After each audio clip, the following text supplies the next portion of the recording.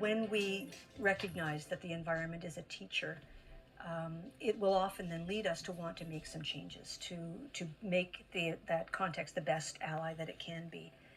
And there are lots of ways. I don't think there's one right way to do it.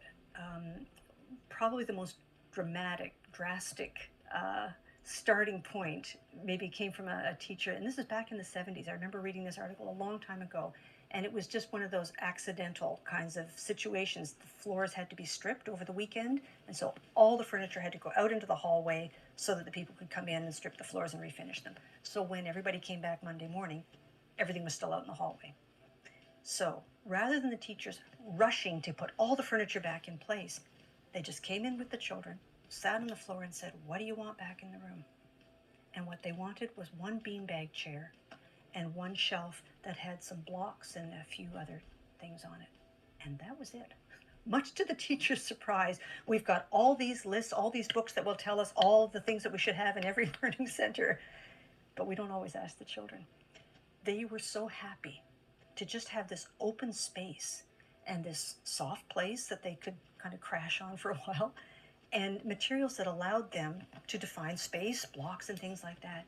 And they made up their own games. And this went on not for minutes, not for hours, days. And it was weeks before things gradually were coming back in.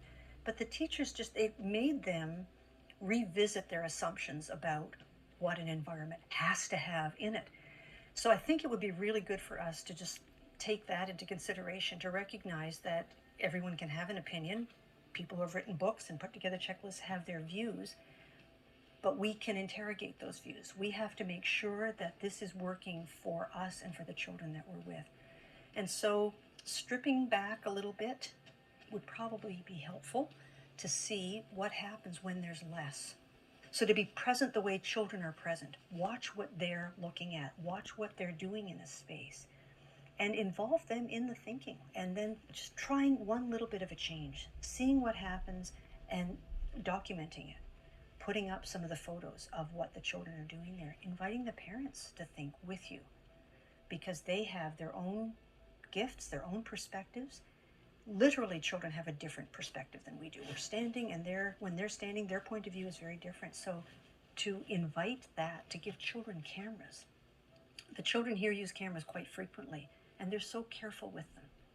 They know to put the strap over their neck, and they go, and so we get to see things that we hadn't noticed because we're seeing it from their point of view.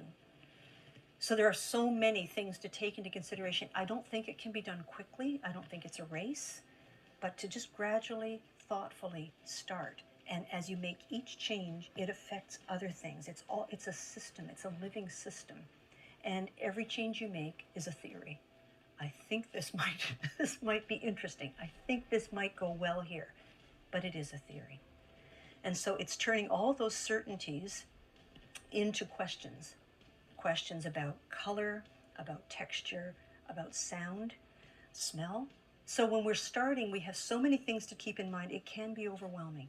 So I think it's good to picture the possibility of a blank canvas is helpful. All of these things can change just because it's always been that way. It doesn't have to stay this way. And then just try one thing at a time, moving something, adding something, taking things away, making different relationships, but also having that sense of openness always to unexpected things. That now the message that's in this area is different from what it was before, so the children are seeing different possibilities. And so you're watching for all of that responsiveness.